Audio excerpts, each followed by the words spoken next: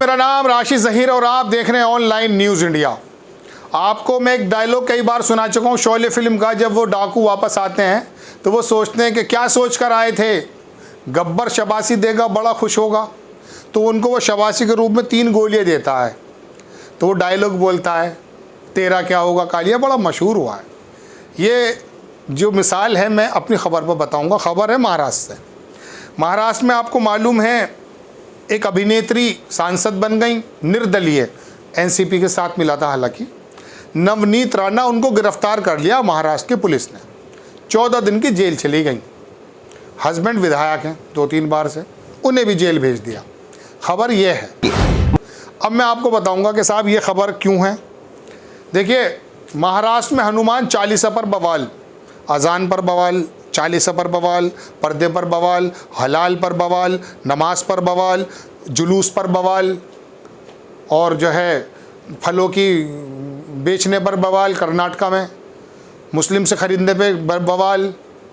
ये तमाम बवाल अभी पीछे साल दूसरे बवाल थे, थूक जिहाद, ये जिहाद, सब्जी जिहाद, लैंड जिहाद, लव जिहाद।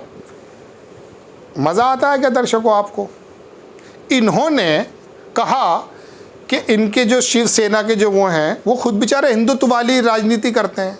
उनके जो अब्बा थे बाला ठाकरे, वो खुद इतने बड़े हिंदू थे कि कमाल था, उन्होंने राह दिखाई पूरे हिंदुस्तान के हिंदुत्ववादियों को।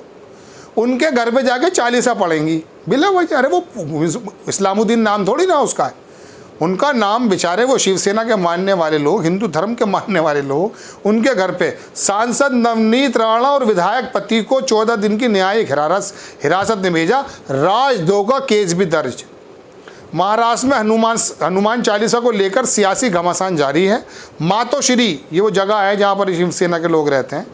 हनुमान चालीसा पढ़ने का ऐलान करने वाली सांसद नवनीत राणा और उनके विधायक पति रवि राणा को रविवार को बांद्रा कोर्ट ने 14 दिन की न्यायिक हिरासत में भेज दिया है। उनके खिलाफ राजद्रोह का केस भी दर्ज किया गया है। मुंबई पुलिस ने उनके लिए पुलिस कस्टडी की मांग की थी, लेकिन जिसे अदालत ने खारिज कर दिया।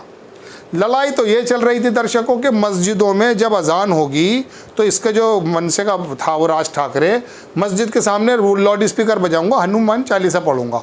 समझ में आ रही थी कि भाई ये मुसलमान लोग हैं, अजान पढ़ते हैं दिन में 5 बार, शोर भी होता है, ध्वनि प्रदूषण होता है, जैसा कि इनका कहना है। तो उसके सामने हनुमान चालीसा पढ़ेंगी। ये हनुमान चालीसा कहाँ पढ़ रहे हैं? सामना में। उनके मातोश्री, सामना तो अखबार का नाम है, सॉरी, मातोश्री में जाके हनुमान चालीसा पढ़ रही है। मतलब अपने आप ही लड़ने लगे अब लोग। इन्होंने हिंदुत्ववादी राजनीति को बढ़ावा दिया, इनके वालिद मोहतरम ने, जो चले गए दुनिया से, बाला साहब। इन्होंने भी इसी पैटर्न पे, आज भी इसी पैटर्न पे हैं। राम मंदिर की बात हो, कार सेवा की बात हो, सबसे आगे यही लोग मिलते हैं। बल्कि इनके एक नेता हैं संजय राउत, लोकसभा में एक बयान दिया कि ये वाला पाठ मत पढ़ाइए हमें। भारतीय जनता पार्टी के नेताओं से कह रहे थे। इस समय मेरी आंख थोड़ी दर्द जा रही, तो आप टेंशन मत लीजिएगा। वो ऐसे बोल रहे हैं, ये वाला पाठ मत पढ़ाइएगा हमें, हिंदुत्ववादी का। इस स्कूल के तो हम हेड मास्टर हैं, और ये बात हकीकत है। देश में ये तो 1980 में पैदा हुई भारतीय जनता पार्टी, जनसंघ पहले थी, उसको छोड़ दीजिए। शिवसेना ने हिंदुत्ववादी राजनीति को जन्म दिया। और आरएसएस तो चूंकि इलेक्शन लड़ती नहीं है, तो शिवसेना इलेक्शन लड़ा करती थी। हाँ, खुद उसके अंदर ये मुख्यमंत्री नहीं बनते थे, अपने बना दिया करते थे। तो इन्हीं के घर पे जाके हनुमान चालीसा क्यों पढ़ रहे हो भाई? ये कोई नमाज पढ़ रहे थे? तो ये बात क्यों होती है? गब्बर हमें शाबाशी देगा। अब आता हूँ मैं उस बात पर। इनका कहना ये होता है, ये निर्दलीय हैं, छोटी मोटी पार्टी बना रखी है, सांसद हो गई, दिमाग ज़मीन पर रहा नहीं। 4-5 फिल्मों में, मलयालम और तमिल में काम भी किया है पहले, और इस तरह का रोल है। बोलती अच्छा, 4-5 ज़बानें भी जानती हैं। हस्बैंड विधायक थे, लड़ गए। इन्होंने कहा यार हम तो सांसद भी जीत गए और विधायक भी जीत गए, तो अब क्या करना, तो छोटी मोटी कोई पार्टी बना ली। अब इन्होंने सोचा कि नहीं, इस समय देश में जो डंका बज रहा है, हमारे प्रधानमंत्री जी का बज रहा है, किस तरह से वो उन्हें खुश किया जाए। ऐसा काम करो कि जिससे वो खुश हो जाए और हमें शाबाशी दे दें। शाबाशी देने के लिए अब क्या करें? अब सामने वहाँ तो मुसलमान दिखाई नहीं दिया, जहाँ से ही सांसद है बहुत तोड़े हैं, 500-700 होंगे, मजाक कर रहा हूँ, 2-5 हज़ार होंगे। तो कहने का मतलब ये है कि वहाँ पे इन्होंने कहा यार ये जो उद्धव ठाकरे हैं, इनके घर पे जाके हनुमान चालीसा पढ़ेंगे। बिला वजह धमकी दे दी। मुफ्त में अब शब्द बोलने शुरू कर दिए। पुलिस पहुंच गई, गिरफ्तार कर लिया, भेज दिया जेल। ये है लॉ एंड ऑर्डर, होना भी यही चाहिए। आप सांसद हैं, आप विधायक हैं, ये आज़ादी नहीं मिल जाएगी आपको कि आप जाएंगे किसी भी संवैधानिक पद पर बैठे हुए किसी भी व्यक्ति की इज्जत से खेलेंगे, जैसा कि कंगना रनौत कर रही थी। एक दीवारी तोड़ी थी अतिक्रमण के नाम पर, तमाम हिंदुस्तान की मीडिया जो है चीखने लगी थी, अबला नारी कंगना रनौत की दीवार तोड़ दी है। जहांगीरपुरी में साहब तोड़ दिए, कुछ हिंदू भाइयों का भी तोड़ दिए, वहाँ पर जूस की दुकान गुप्ता जी की भी तोड़ दी, बंद कर दिया। अंजना ओम कश्यप बैठ गई उस पर, जो तोड़ने वाली जेसीबी मशीन है, गुजरात में बन रही है, अभी फैक्ट्री में आए थे वो इंग्लैंड के प्रधानमंत्री, है ना भैया, ये मेरे शब्द नहीं है और खबर भी सुना रहा हूँ आपको। ये जो आपने तोड़ा, ये ऊपर से क्यों नहीं तोड़ा, नीचे क्यों तोड़ा? देखिए अंजना ओम कश्यप, देश के सबसे बड़े चैनल की सबसे बड़ी पत्रकार, एंकर, क्या बात पूछ रही है? अरे तुझे बड़ा मज़ा आया भाई, किसी का मकान टूट रहा है। अब ये बताइए, सीपीएम सीपीआई वरिंदा करात वहाँ पहुँच गई, वो महिला अजीम थी या तुम अजीम हो? तुम्हें सलाम किया जाएगा, तारीख़ में तुम्हारा नाम दर्ज होगा, या उनको सलाम किया जाएगा कि जिन्होंने अपने सिद्धांत वामपंथी, जैसे जो उसको छोड़ दीजिए आप फिलहाल, उन्होंने आकर के खड़े हो गए बुलडोज़र के सामने, सुप्रीम कोर्ट का लेकर आई। और हठ धर्मी देखिए, खबर से नहीं हट जाऊंगा मैं, दर्शकों खबर पे रहूंगा। हठ धर्मी देखिए कि कह रहे हैं वहाँ के अधिकारी के फिजिकल हार्ड कॉपी नहीं मिली हमें अभी, हम तब रुकेंगे। तोड़ दिया, गरीबों के घर तोड़ डाले। अरे अगर आपको फिजिकल हार्ड कॉपी चाहिए तो याद रखिए, पहले उनको नोटिस भी तो देना चाहिए था। सुप्रीम कोर्ट ही तो कहती है किसी जगह को डिमोलिश करने के लिए पहले सुप्रीम कोर्ट का वो दिया जाता, और डिमोलिश भी एक दिन बाद, जब वहाँ पर पथराव हुआ।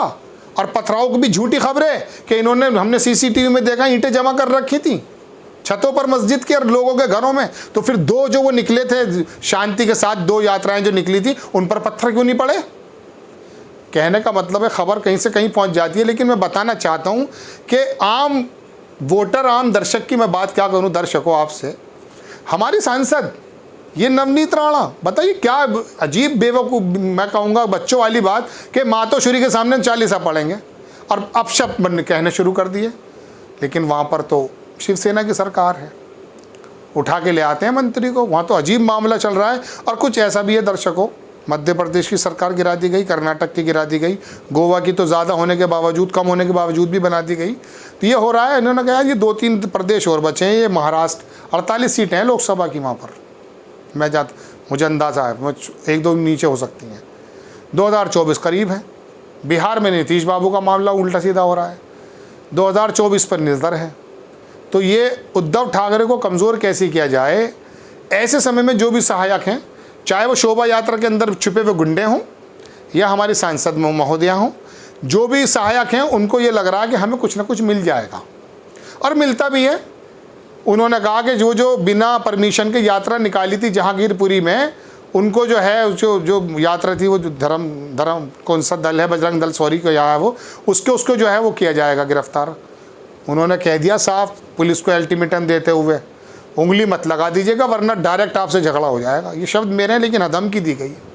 उन्होंने कहा नहीं हम तो सिर्फ हिरासत के लिए, वैसी पूछताछ के लिए बुला रहे थे। ये है कानून, ये है सांसद। खबर ये थी कि 14 दिन की जेल भेज दिया है, और ये अच्छा लॉ एंड ऑर्डर है, होना भी चाहिए। कोई भी व्यक्ति हो, अगर वो अपनी हद से ज़्यादा निकलता है तो उसको इसी तरह की सज़ा देनी चाहिए। अब सांसद महोदया और उनके हस्बैंड जो शाबाशी की तलाश में थे, जेल में है। खबर कैसी लगी आपको? अपनी राय कमेंट्स बॉक्स में ज़रूर दीजिए। चैनल को सब्सक्राइब कीजिए, शेयर कीजिए। नेक्स्ट टाइम मैं किसी खबर के साथ आता हूँ। जय हिंद। इस खबर को अभी लाइक करें, शेयर करें, अभी चैनल को सब्सक्राइब करें और घंटी जरूर दबाएं।